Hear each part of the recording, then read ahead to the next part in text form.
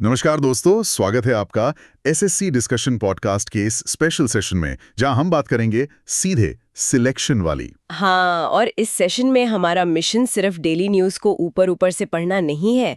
हम actually current events की उस डेप्थ में जाएंगे जो एग्जाम्स में सीधे पूछी जाती है। ओके, लेट्स अनपैक दिस, क्योंकि आज के सोर्सेज को जब मैंने डिटेल में देखा ना, तो कुछ ऐसी बातें सामने आई हैं जो आने वाले एग्जाम्स के लिए सच में गेम चेंजर साबित होने वाली हैं। बिल्कुल सही कहा। जरा इस पर विचार करें। क्या अभी तक किसी ने ये कल्पना की थी कि हमारे मोबाइल फोन्स पर एआई बेस्ड वोटिंग सिस्टम पूरी तरह से रियलिटी बन जाएगा? या फिर जब गगनयान मिशन के जरिए हमारे एस्ट्रोनॉट्स अंतरिक्ष से वापस धरती पर लौटेंगे तो उनकी सेफ लैंडिंग का पूरा दारोमदार किस एक खास इक्विपमेंट पर टिका होगा? आज की इस चर्चा का हमारा मेन एजेंडा यही है। Exactly. What's fascinating here is कि जब हम किसी भी नए फैक्ट या अपडेट के पीछे का व्हाई, मतलब उसका कारण और पूरा संदर्भ अच्छी तरह समझ लेते हैं, तो वो कॉन्सेप्ट सीधे दिमाग में छप जाता है। फिर एग्जाम हॉल में बैठकर 4 ऑप्शंस देखकर कंफ्यूजन नहीं होता। हाँ, और इससे पहले कि हम इस चर्चा में आगे बढ़ें, एक जरूरी नियम क्लियर करना जरूरी है। आज हम जो भी डिस्कशन करेंगे वो पूरी तरह से निष्पक्ष यानी इम्पार्शियल है और स्ट्रिक्टली दिए गए फैक्ट्स पर आधारित है। सही बात है। हमारा मकसद यहाँ किसी विचारधारा को प्रमोट करना नहीं है, बल्कि सोर्स मटेरियल की जानकारी को बिल्कुल सटीक ढंग से समझाना है। तो चलिए सबसे पहले उस टॉपिक से शुरू करते हैं जो आजकल हर जगह छाया हुआ है, आर्टिफिशियल इंटेलिजेंस। मेरे पास जो नोट्स हैं उसमें पहली हेडलाइन बहुत क्लियर है। मैं पढ़ता हूं, इंडिया एआई इम्पैक्ट समिट 2026। ये समिट बहुत बड़ा इवेंट था। हाँ, और इस समिट से 2 बहुत बड़े अपडेट्स निकल कर आए हैं। पहला है voice era on Bhashini platform और दूसरा अपडेट है विक्रम एलएलएम बाय सर्वम एआई। इन दोनों को थोड़ा आसान भाषा में समझते हैं। जरूर, इनको एक एक करके ब्रेक डाउन करते हैं। सबसे पहले वॉइस एरा की बात करते हैं। सोर्स मटेरियल के हिसाब से ये एक open source voice AI stack है। अब इसका प्रैक्टिकली क्या मतलब बनता है? वही टेक्निकल टर्म थोड़ा भारी लग रहा है। हाँ, तो इसे एक सिंपल एनालॉजी से समझते हैं। जैसे हम आपस में आमने सामने बैठकर नेचुरल तरीके से बात करते हैं, ठीक वैसे ही अब आम लोग मशीन्स और डिजिटल प्लेटफॉर्म से डायरेक्ट बात कर सकेंगे। मतलब टाइप करने का झंझट खत्म। एकदम खत्म। सबसे बड़ी क्रांति यही है कि कुछ भी टाइप नहीं करना पड़ेगा। भाषिणी प्लेटफॉर्म पर यह सिस्टम अभी 22 यानी 22 भारतीय भाषाओं को सपोर्ट करता है। सोचिए, अगर किसी रिमोट गांव में बैठा किसान अपनी लोकल भाषा में एआई से सरल भाषा में मदद मांगता है, तो सिस्टम उसकी आवाज को सुनेगा, समझेगा और वापस बोलकर जवाब देगा। ये तो सच में डिजिटल इंक्लूजन के नजरिए से एक मैसिव शिफ्ट है। लेकिन जो दूसरा पॉइंट है विक्रम एलएलएम बाय सर्वा में आए, उसमें ये एलएलएम और इसके नंबर्स का क्या कॉन्सेप्ट है? ये बहुत ही क्रूशल पॉइंट है। विक्रम एलएलएम को बेंगलुरु के एक डीप टेक स्टार्टअप सर्वम एआई ने डेवलप किया है। उन्होंने 2 नए लार्ज लैंग्वेज मॉडल्स लॉन्च किए हैं जिनके नाम है विक्रम 30B और विक्रम 105B। यहाँ ये बी बिलियन के लिए? हाँ, बी का मतलब है बिलियन पैरामीटर्स। इसे ऐसे समझिए कि पैरामीटर्स किसी एआई मॉडल के दिमाग के न्यूरल कनेक्शंस की तरह होते हैं। एक 30B पैरामीटर वाला मॉडल एक हाईली स्पेशलाइज्ड यंग स्टूडेंट की तरह है जो स्पेसिफिक टास्क्स बहुत तेजी से कर सकता है। अच्छा। और 105B वाला? वहीं 105B पैरामीटर वाला मॉडल एक पूरे कमरे में बैठे एक्सपीरियंस प्रोफेसर्स की टीम जैसा है। वो अलग अलग सब्जेक्ट्स के बीच डॉट्स कनेक्ट कर सकता है और ज्यादा कॉम्प्लेक्स डेटा को प्रोसेस कर सकता है। नोट कीजिए, ये पॉइंट एग्जाम में डायरेक्ट आएगा। स्टार्टअप का नाम है सर्वम एआई और इनके मॉडल्स का नाम है विक्रम एलएलएम, जो उसके वर्जन्स है 30B और 105B। इसको डेफिनेटली नोट्स में हाईलाइट कर लीजिए। बिल्कुल। इन फैक्ट्स पर सीधे एमसीक्यू बनते हैं। अब एआई समिट से जुड़ी 2 और हेडलाइंस मेरी लिस्ट में हैं जो सीधे इंफ्रास्ट्रक्चर और डेमोक्रेसी से जुड़ी हैं। पहली है Google's US India connect subsea cable initiative और दूसरी है remote e voting system by Bihar. Here's where it gets really interesting. Subsea cables और वोटिंग का आपस में क्या कनेक्शन हो सकता है? कनेक्शन एक्चुअली सीधा डेटा और डिजिटल इंफ्रास्ट्रक्चर का है। गूगल ने एक बहुत ही मैसिव $15 बिलियन के इन्वेस्टमेंट का अनाउंसमेंट किया है। इस इनिशिएटिव के तहत विशाखापट्टनम में एक नया सब सी गेटवे बनाया जाएगा। विशाखापट्टनम में? ओके। इसका इम्पैक्ट क्या होगा? समुद्र के नीचे से बिछने वाली इन ऑप्टिकल फाइबर केबल्स का डायरेक्ट इम्पैक्ट ये होगा कि यूएसए और भारत के बीच जो डेटा ट्रांसफर और एआई कनेक्टिविटी है वो सुपर फास्ट हो जाएगी। डेटा सॉवरेनिटी और स्पीड दोनों के लिए विशाखापट्टनम का ये गेटवे एक बड़ा माइलस्टोन है। और बिहार का जो ई-वोटिंग सिस्टम है, दूसरी तरफ बिहार स्टेट इलेक्शन कमीशन ने एक ग्राउंड ब्रेकिंग इनोवेशन का डेमो दिया है, AI powered remote e voting system. Wait, एक मुझे यहाँ थोड़ा डेविल्स एडवोकेट बनने दीजिए। एक रिमोट ई-वोटिंग सिस्टम जिसमें फेशियल रिकग्निशन, OTP और ब्लॉकचेन टेक्नोलॉजी का इस्तेमाल हो रहा है, वो सुनने में तो बहुत सिक्योर लगता है, लेकिन ग्राउंड रियलिटी देखें, जहां इंटरनेट पेनिट्रेशन अभी भी पूरा नहीं है, वहां इसका प्रैक्टिकल इंप्लीमेंटेशन कितना फीजिबल है? ये बहुत ही वैलिड और क्रिटिकल सवाल है। देखिए, अभी ये सिस्टम एक पायलट डेमो फेज में है। इसका प्राइमरी ऑब्जेक्टिव उन माइग्रेंट्स, स्टूडेंट्स या प्रोफेशनल्स को वोटिंग का अधिकार देना है जो इलेक्शन के दिन अपने होम स्टेट में नहीं होते। हाँ, माइग्रेशन तो एक बड़ा इशू है वहां। एग्जैक्टली। इंटरनेट कनेक्टिविटी एक चैलेंज जरूर है, लेकिन यहाँ ब्लॉकचेन टेक्नोलॉजी का इस्तेमाल असल गेम चेंजर है। ब्लॉकचेन का मतलब है कि एक बार वोट कास्ट हो गया तो वो डेटा अलग-अलग सर्वर्स पर इनक्रिप्ट हो जाता है। कोई भी उस डेटा को ऑल्टर या हैक नहीं कर सकता। फ्यूचर में जब 5G और सैटेलाइट इंटरनेट गांव-गांव तक पहुंच जाएगा, तब ये सिस्टम सच में इलेक्शंस को ट्रांसफॉर्म कर देगा। समझ गया। तो एक लॉन्ग टर्म विजन के साथ इस पर काम हो रहा है। अब इन चारों टेक अपडेट्स को याद रखने के लिए मैंने नोट्स में एक बहुत ही स्मार्ट पैटर्न स्पॉट किया है। अगर हम ध्यान दें तो एक सिंपल स्टडी हैक बनता है VVV। VVB, हाँ, ये इंटरेस्टिंग लग रहा है। V से वॉइस इरा, G से गूगल का सबसी केबल, फिर V से विक्रम LLM और B से बिहार का ई-वोटिंग VVB।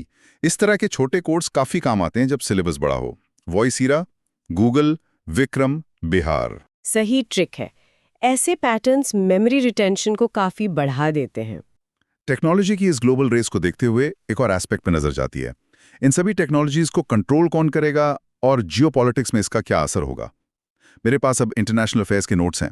सबसे पहली हेडलाइन एक बहुत ही मेजर ग्लोबल शिफ्ट की तरफ इशारा कर रही है। हेडलाइन है जापान्स न्यू प्राइम मिनिस्टर। इनका नाम है सनाए तकाची। यहाँ एग्जामिनर्स अक्सर कंफ्यूज करते हैं, तो ध्यान दें। सनाए तकाची जापान की 105वीं यानी 105th प्राइम मिनिस्टर बनी है। लेकिन जो फैक्ट इस अपॉइंटमेंट को एग्जाम पर्सपेक्टिव से सबसे इंपॉर्टेंट बनाता है, वो ये है कि सनाए तकाची जापान की पहली महिला यानी फर्स्ट फीमेल प्राइम मिनिस्टर हैं। ओह, पहली महिला प्राइम मिनिस्टर? ये तो सच में ऐतिहासिक है। बिल्कुल। जापान जैसे एक ट्रेडिशनली कंजर्वेटिव सोसाइटी और बड़ी इकोनॉमी में किसी महिला का इस सर्वोच्च पद पर पहुंचना बहुत सिग्निफिकेंस रखता है। ग्लोबल लीडरशिप में ऐसी माइलस्टोन्स पर ऑलमोस्ट हमेशा डायरेक्ट सवाल बनते हैं। एग्जैक्ट फैक्ट्स ध्यान रखने होंगे। Sanae Takaichi 105th PM, first female PM of Japan. इसके अलावा एक टर्म और बार बार इंटरनेशनल पैक्ट्स वाले सेक्शन में हाईलाइट हो रहा है। हेडलाइन है पैक्ट सिलिका अलायंस। साथ ही इंडिया एंड UNWFP एग्रीमेंट और यूरोपियन लीगल गेटवे ऑफिस भी इसी लिस्ट में है। So what does this all mean? ये पैक्ट सिलिका अलायंस किसी साइफाई मूवी के टर्म जैसा लगता है। इसका असल मकसद क्या है? ये अलायंस उतना ही फ्यूचरिस्टिक है जितना इसका नाम साउंड कर रहा है। पैक्ट सिलिका अलायंस दरअसल एक US लेड स्ट्रेटेजिक अलायंस है, जिसमें हाल ही में भारत ने भी ऑफिशियली एंट्री ली है। अमेरिका लीड कर रहा है और भारत इसमें जुड़ गया है, लेकिन इसका गोल क्या है? इसका मूल उद्देश्य है ग्लोबल सप्लाई चेन्स में चाइना की मोनोपोली को तोड़ना। आज के दौर में AI, सेमीकंडक्टर्स और क्रिटिकल मिनरल्स जैसे कि लिथियम और सिलिकॉन ही फ्यूचर की इकोनॉमी चलाएंगे। अगर इन सभी रॉ मटेरियल्स पर किसी एक देश का एकाधिकार रहेगा, तो बाकी पूरी दुनिया नेचुरली वल्नरेबल हो जाएगी। हाँ, चिप्स शॉर्टेज का टाइम हमने ये देखा भी था। एग्जैक्टली। इसीलिए केक और चिप मैन्युफैक्चरिंग को डाइवर्सिफाई करने के लिए अमेरिका, भारत और दूसरे सहयोगी देशों ने मिलकर ये सिलिका अलायंस बनाया है। इसका सीधा सा मतलब यह है कि टेक डोमिनेंस को डिसेंट्रलाइज किया जा रहा है, जिसमें भारत एक की प्लेयर बनकर उभर रहा है। बहुत क्लियर है। अब जरा इंडिया एंड UNWFP एग्रीमेंट पे आते हैं। भारत तो खुद एक विशाल आबादी वाला देश है, फिर इस फूड एग्रीमेंट का ग्लोबल एंगल क्या है? यानी FCI ने यूनाइटेड नेशंस के वर्ल्ड फूड प्रोग्राम के साथ एक 5 साल का लंबा अग्रीमेंट साइन किया है। FCI ने UNWFP के साथ, राइट? हाँ, इस पैक्ट के तहत FCI हर साल 2 लाख मेट्रिक टन चावल अफ्रीका के उन देशों और ग्लोबल कॉन्फ्लिक्ट जोन्स में सप्लाई करेगा जहां भूखमरी एक बड़ा संकट है। जब एक देश अपने डोमेस्टिक रिसोर्सेज से इतने बड़े पैमाने पर दूसरे कॉन्टिनेंट्स की मदद करता है तो यूएन जैसे फोरम्स पर उसका स्टेचर और इन्फ्लुएंस काफ़ी बढ़ जाता है।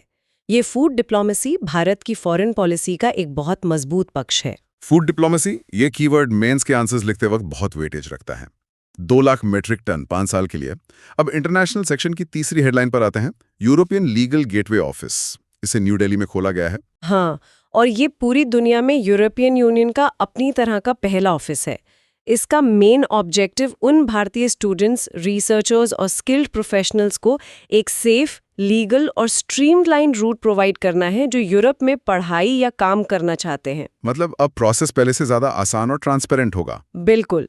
इलीगल माइग्रेशन को रोकने और टैलेंट के सही फ्लो को मेंटेन करने के लिए ईयू ने सबसे पहले भारत की कैपिटल को चुना है, जो अपने आप में एक बहुत बड़ा स्टेटमेंट है। तो एक क्विक रिकैप कर लेते हैं इन 3 की टर्म्स का। जापान की नई पीएम सनाए तकाइची, सेमीकंडक्टर मोनोपोली तोड़ने वाला अलायंस पैक्स सिलिका अलायंस और यूएनडब्ल्यूएफपी के साथ एफसीआई का food diplomacy pact. Global alliances की इन बातों से सीधा कनेक्शन बनता है हमारी नेशनल सिक्योरिटी और स्पेस एम्बिशंस का।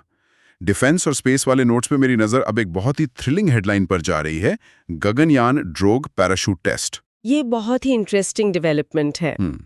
गगनयान हमारा पहला मैन्ड स्पेस मिशन है, लेकिन इसमें ये ड्रोग पैराशूट एक्चुअल में क्या रोल प्ले करता है? इस टेस्ट को defence research and development organisation यानी डीआरडीओ ने चंडीगढ़ के टीबीआरएल प्लांट में सफलतापूर्वक अंजाम दिया है।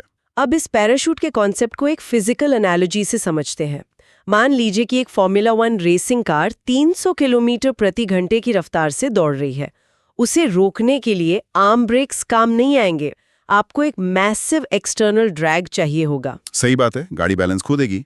ठीक वैसे ही जब गगनयान का क्रू मॉड्यूल अंतरिक्ष से धरती के एटमॉस्फेयर में वापस री एंटर करेगा तो उसकी स्पीड ऑर्बिटल वेलोसिटी के बराबर होगी, यानी हजारों किलोमीटर प्रति घंटा।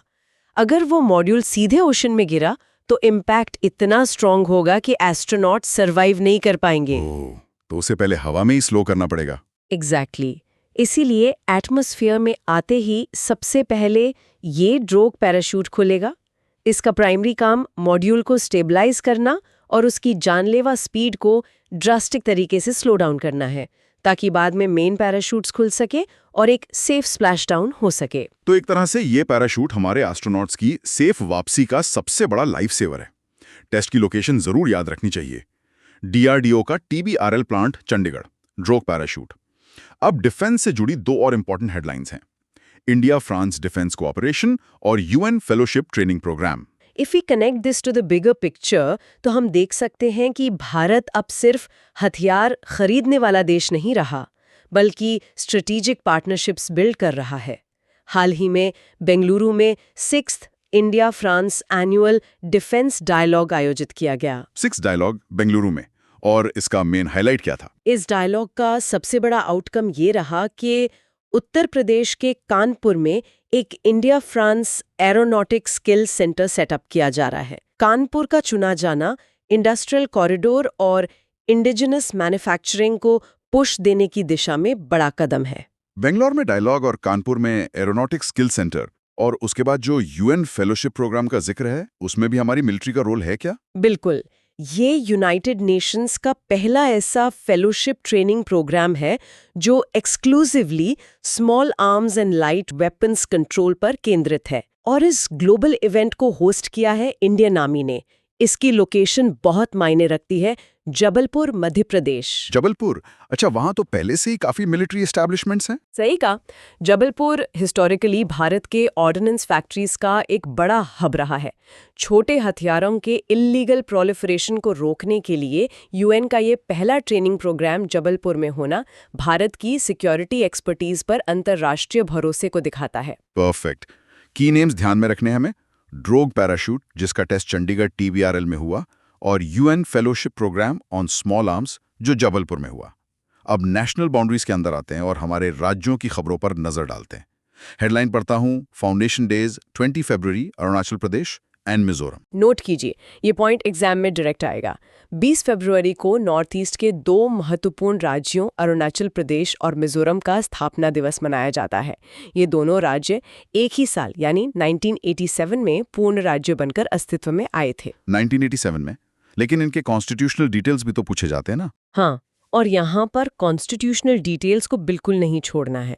मिजोरम भारत का 30वां 23rd राज्य बना था और इसके लिए संविधान में 53rd संशोधन किया गया था। वहीं अरुणाचल प्रदेश 24वां 24th राज्य बना था 55th संविधान संशोधन के तहत। कॉन्स्टिट्यूशनल अमेंडमेंट्स पर सीधे सवाल आते हैं एग्जाम्स में। 1987, 53rd और 55th अमेंडमेंट, इनको याद रखने के लिए मेरे पास नोट्स में एक और बढ़िया स्टडी हैक है, ट्रिक है। 87 की AM। 87 की AM, इसको कैसे डिकोड करेंगे? यहाँ 87 का सीधा मतलब है 1987। A स्टैंड करता है अरुणाचल के लिए और M मिजोरम के लिए।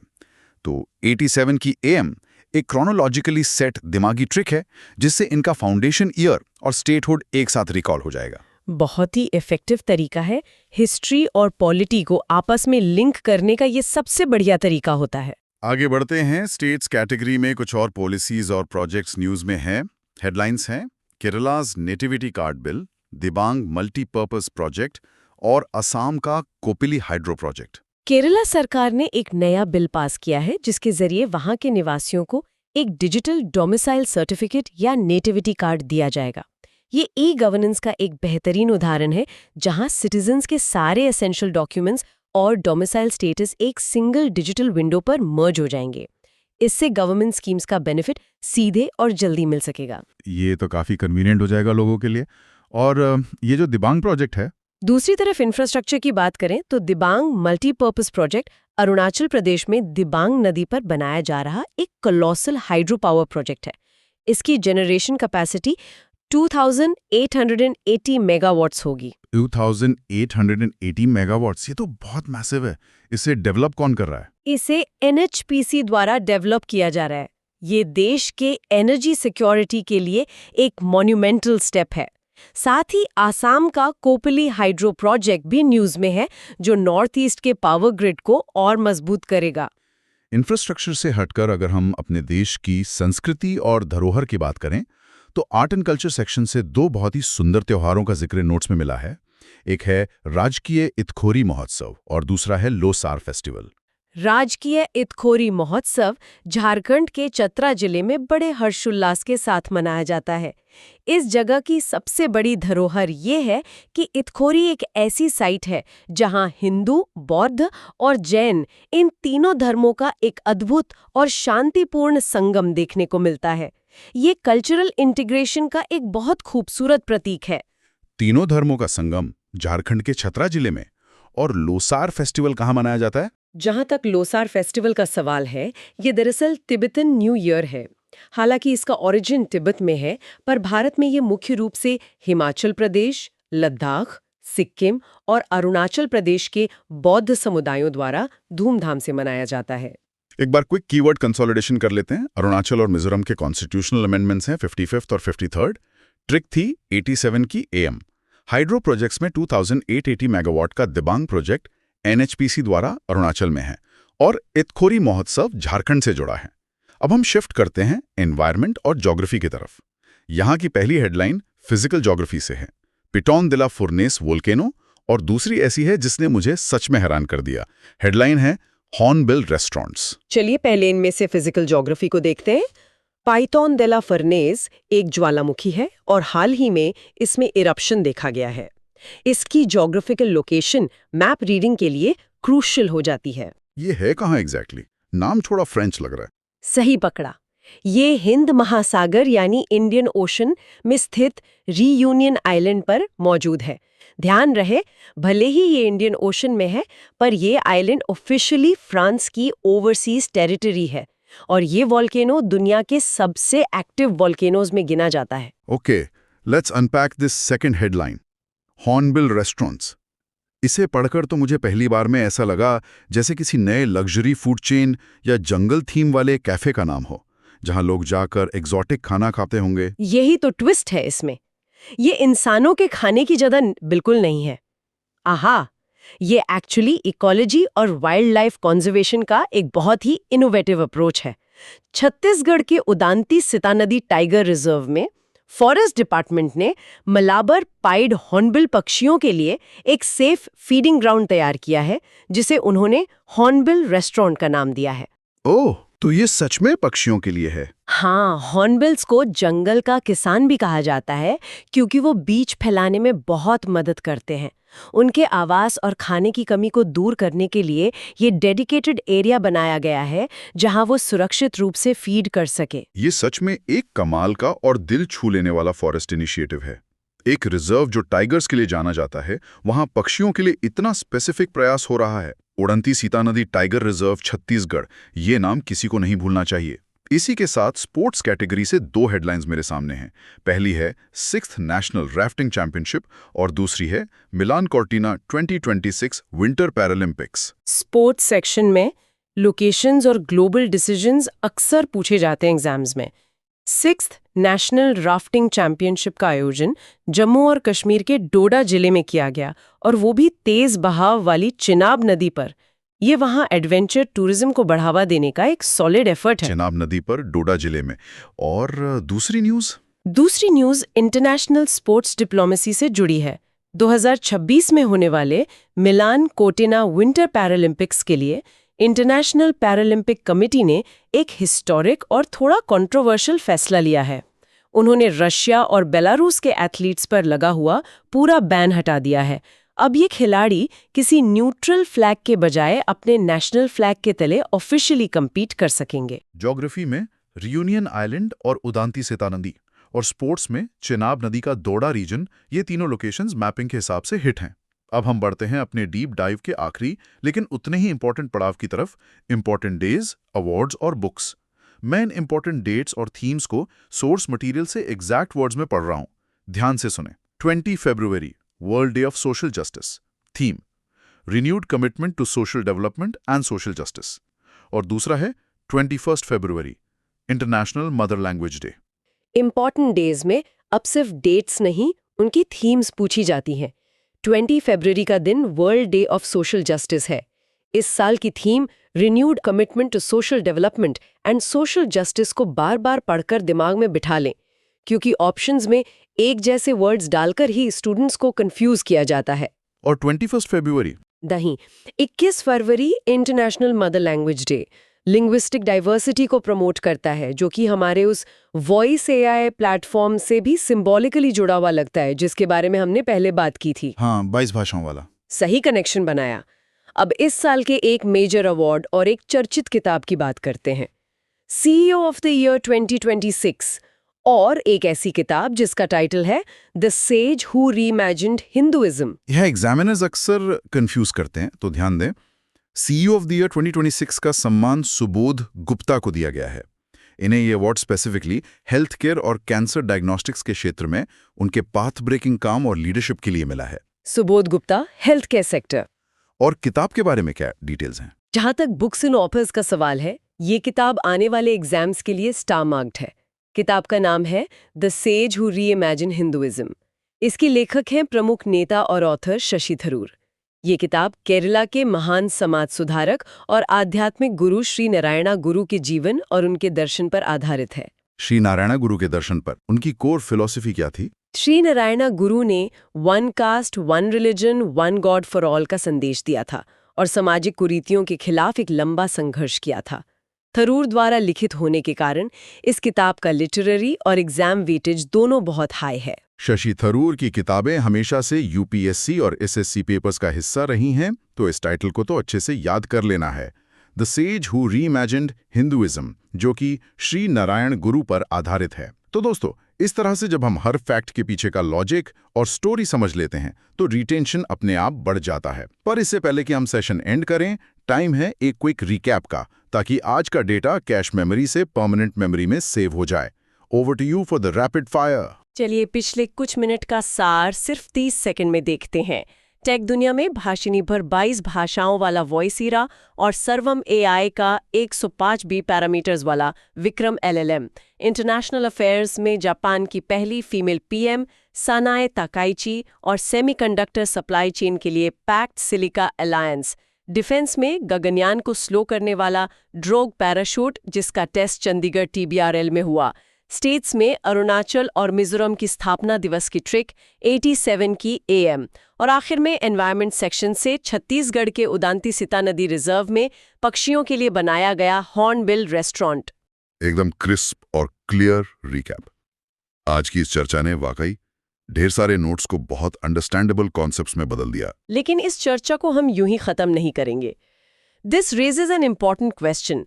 जरा ठहरिए और अकेले में इस मुद्दे पर जरूर सोचिएगा। आज हमने देखा कि Bihar AI based e voting का डेमो कर रहा है और दूसरी तरफ डीप फेक्स और मिस इन्फॉर्मेशन का नया दौर शुरू हो चुका है। हाँ, ये एक बहुत बड़ा कंसर्न है आज के टाइम में। तो सोचिए, जब ई वोटिंग आम हो जाएगी तो दुनिया भर के लोकतंत्र अपने चुनावी सिस्टम्स को एआई मैनिपुलेशन से कैसे बचा पाएंगे?